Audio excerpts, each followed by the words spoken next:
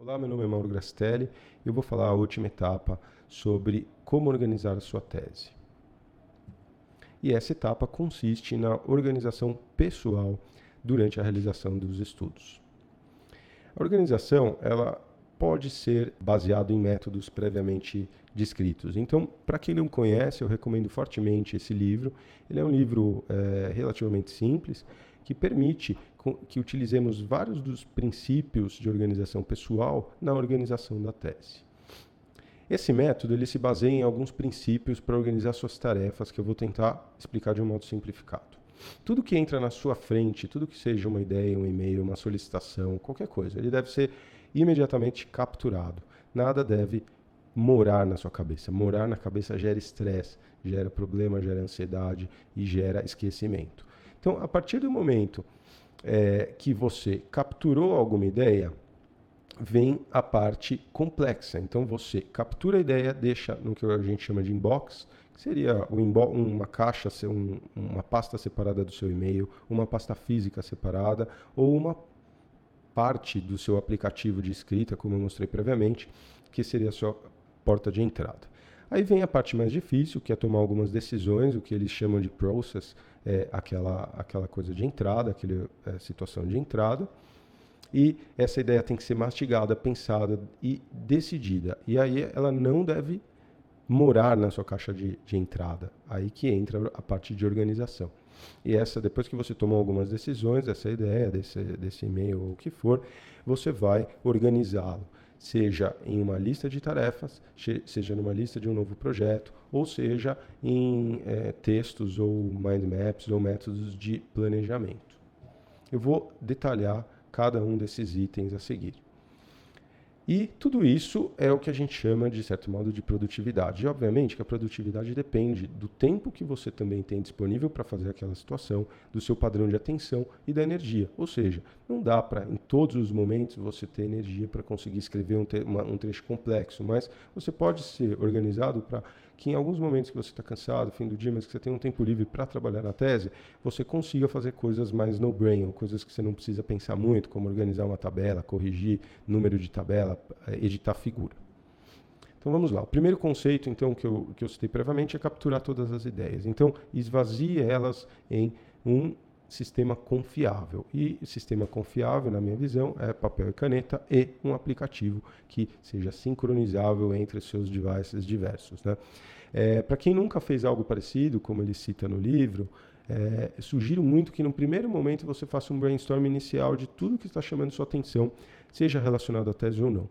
E tudo que está na tua cabeça, tudo que está na sua mente. A seguir, você anote isso numa lista corrida, cada item, e pode levar horas para isso, é natural, tá? Perca o seu tempo. Então coloca todos os seus e-mails importantes, ideias, papéis bagunçados e tudo mais, num sistema único, confiável, numa lista contínua de tudo. E aí, eu sugiro que sejam criadas caixas de entrada, né, os seus inbox, em pelo menos 3 diferentes locais. O primeiro é uma caixa física. Hoje, para quem não usa muito papel, ainda é útil eventuais papéis relacionados ao seu estudo, artigo que estão no papel ou não, você deixar na sua caixa de entrada. Recomendo que você crie uma pasta, um label. Quem usa Gmail usa um label que comece com exclamação, arroba, porque desse modo ele vai ser o primeiro label a ser encontrado entre os seus labels, e criar uma pasta de entrada ou inbox, tá, no seu sistema de e-mail. E também uma caixinha ou um label de entrada no seu sistema de lista de tarefas, seja ele na mão, seja ele no aplicativo. E aí vem a parte mais difícil que eu já citei previamente, que é decidir o que você vai fazer com aquela informação. Tomar a decisão com todos esses itens que você capturou. O ideal é que você faça isso diariamente, mas eu, na prática, não consigo, faço pelo menos uma vez por semana. E como ele cita, o David Allen cita no seu livro, nossa mente muitas vezes funciona de um modo binário. E é nesses momentos que você vai tomar decisão e pensar, fundamental que você crie essa rotina para ter esses momentos, né? Então a gente funciona de modo binário muitas vezes com um modo de ação, que é aquela correria, vida louca, está escrevendo durante a semana, não consegue parar para pensar, consegue decidir muita coisa, e você já tem que estar com tudo mastigado, de todo o seu planejamento do que você vai fazer para conseguir render, né? E existe o modo pensante, aquele momento que você tem no fim do dia ou no começo do dia, que você tem 2 horas livres para pensar e planejar a sua semana toda. Tá? Normalmente eu costumo fazer esse weekly review, o modo pensante de final de semana, onde você vai ter novas ideias, reflexões, vai conseguir limpar suas caixas de entrada e filtrar tudo.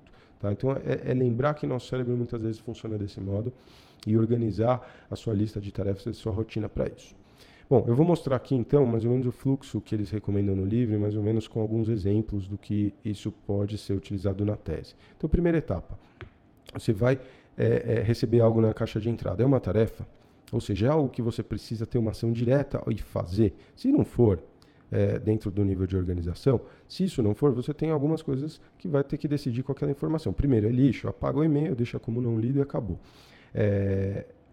Não é lixo, mas é algo que talvez seja interessante você ver daqui um tempo. Então, é interessante incubar isso. Seja, dependendo da atividade, no calendário, seja numa lista separada de tarefas, que a gente chama de Someday Maybe, que talvez um dia seja interessante para seu texto ou para sua tese.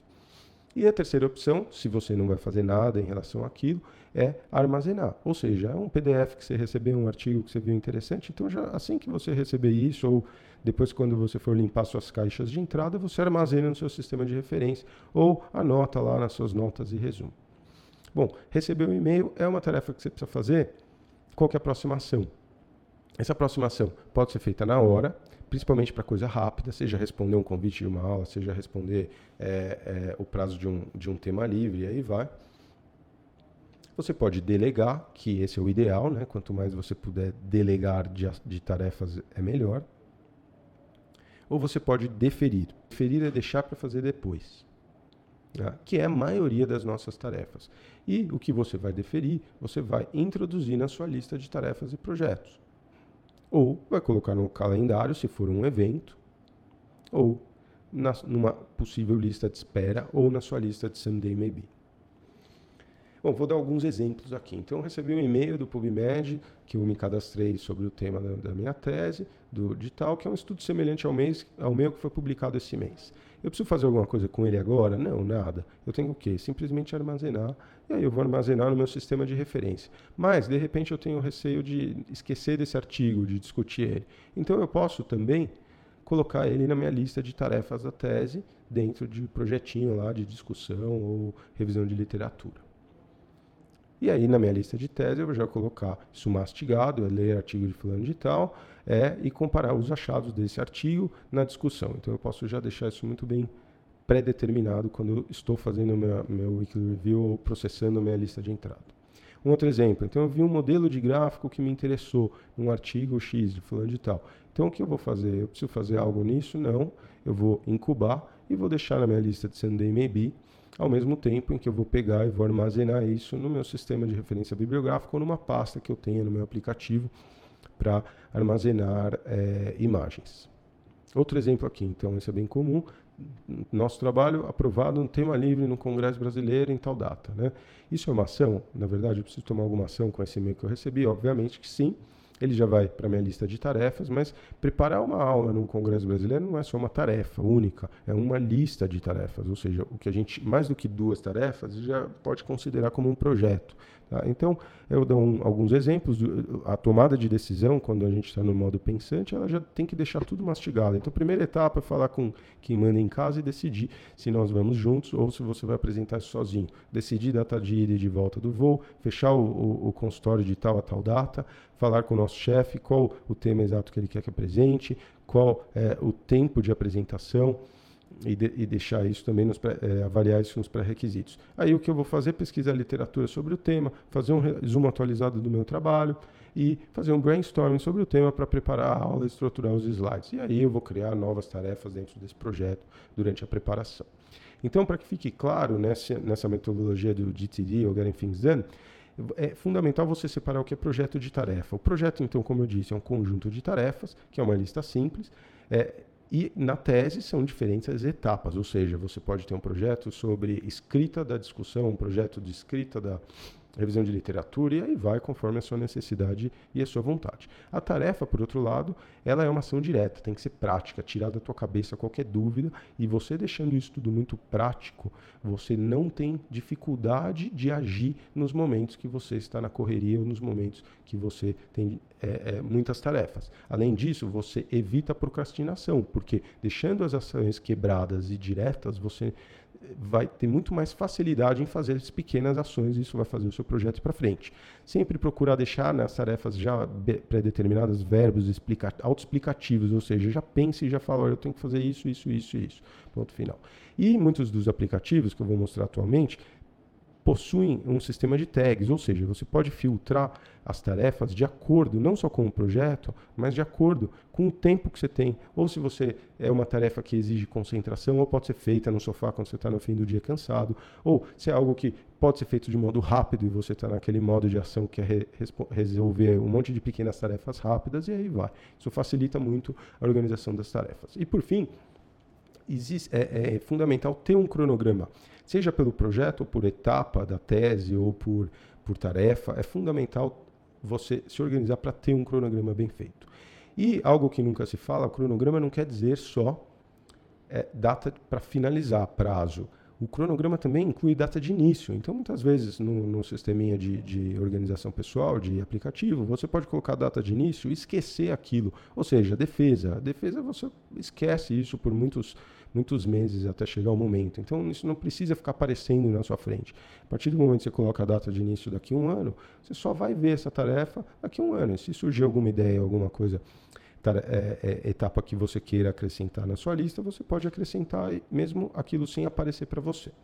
Então, aqui eu vou mostrar o aplicativo que eu atualmente uso. Eu já usei dezenas de aplicativos para isso. O aplicativo que eu uso atualmente chama Things. É um aplicativo para Mac e iOS também, e ele inclui vários desses de coisas interessantes, desses fundamentos interessantes do Getting Things Done. Então, primeira coisa aqui, como meu exemplo, eu tenho um inbox, ou seja, assisti essa aula ou assisti alguma aula que me interessou, a primeira coisa que eu vou fazer é baixar a aula no link que eu tirei a foto ali. Então, eu não vou nem organizar, vou botar isso no meu sistema, no meu inbox, e a seguir eu vou falar, bom, eu vou criar então um projeto de doutorado no meu aplicativo Things. Então, eu posso, aqui, vou criar uma área, que seria o projeto, um grande projeto, que é a tese de doutorado, e dentro dele eu vou criar diversos outros pequenos projetos. Aqui, então, redação do texto. Isso é um projeto grande, mas que está incluído dentro da minha tese de doutorado, não é a tarefa, é isso que fique claro, isso é só a lista de projeto. E aí, aqui sim eu vou colocar cada etapa que eu acho necessária para a redação do texto, e isso é muito dinâmico, isso vai mudando ao longo do tempo, né? Então, um exemplo aqui, falar com o meu orientador, definir qual modelo de estudo, porque eu não tenho nem certeza do meu modelo de estudo, e eu vou fazer isso só na terça-feira, que é o dia que eu encontro ele, a partir das 11 horas, tá? E eu posso colocar um lembrete nesse aplicativo para isso. Fiz essa tarefa, ok, ele vai aparecer, eu completei. Então, próximas etapas aqui é baixar o guideline do Consort, porque a gente definiu que é um estudo randomizado, por exemplo. Arrumar depois, em algum momento, o tempo verbal da minha qualificação, que eu vou fazer no dia 29, e eu quero terminar em 29 de setembro. E isso é uma tarefa que me exige bastante foco. Então, eu coloquei um tag, que eu chamo de Full Focus, que é algo que eu só consigo fazer quando eu tenho uma concentração bem intensa.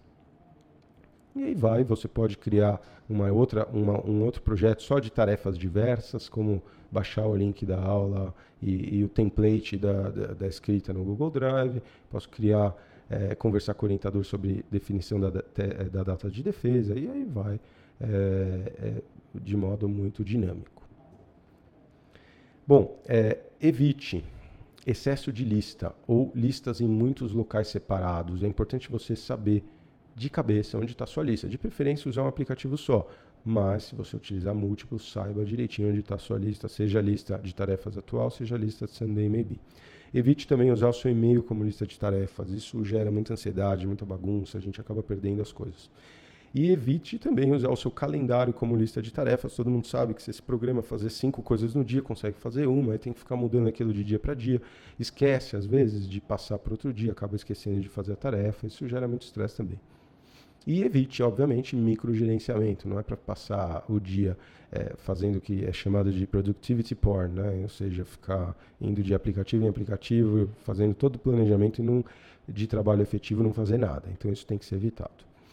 E lembrar, é fundamental ter um momento que é o que a gente chama o que é chamado pelo DTD de Weekly Review, para você pensar, desliga a modo de ação, fica no momento calmo, sossegado. Em geral, é necessário criar uma rotina para isso, de 1 a 2 horas por semana só, é mais do que o suficiente, em que nesses momentos você vai esvaziar a sua caixa de entrada, seja para colocar na sua lista de tarefa calendário ou guardar no seu sistema de gerenciamento. Você vai tomar decisões sobre as suas tarefas, ou seja, processar aquilo que está no inbox, já deixar mastigado para a sua semana e rever a sua lista de tarefas e projetos que você conseguiu, colocar cronograma, colocar data de início e rever todo o seu planejamento por projeto. E, obviamente, ser realista. Não adianta a gente querer abraçar o mundo enquanto está fazendo uma tese, porque isso é impossível para qualquer um. Aqui vão algumas sugestões de leitura. O livro Getting Things Done, que estrutura de modo bem simples essa metodologia. Esse outro livro é muito interessante, é um livro mais atual, que é do Chris Bailey, sobre produtividade. Ele acaba resumindo uma série de outras dicas de produtividade pessoal. E esses 2 livros são muito bons sobre apresentação. Um sobre os segredos de apresentação de Steve Jobs e o outro de Michael Porter, que é sobre speeches e conversação pessoal. E, obviamente, que ninguém tem tempo de nada, então recomendo que utilizem o audible.com, que é extremamente interessante para ler audiolivros, ou melhor, ouvir audiolivros. E aqui está uma lista muito grande dos principais apps que eu citei nessas apresentações, alguns não citados. Esses são os apps que eu recomendo para a realização de tese. Muito obrigado. Esse é o meu site, maurograsselli.com, para quem quiser discutir ou tirar qualquer dúvida, estou à disposição. Boa sorte com a sua tese.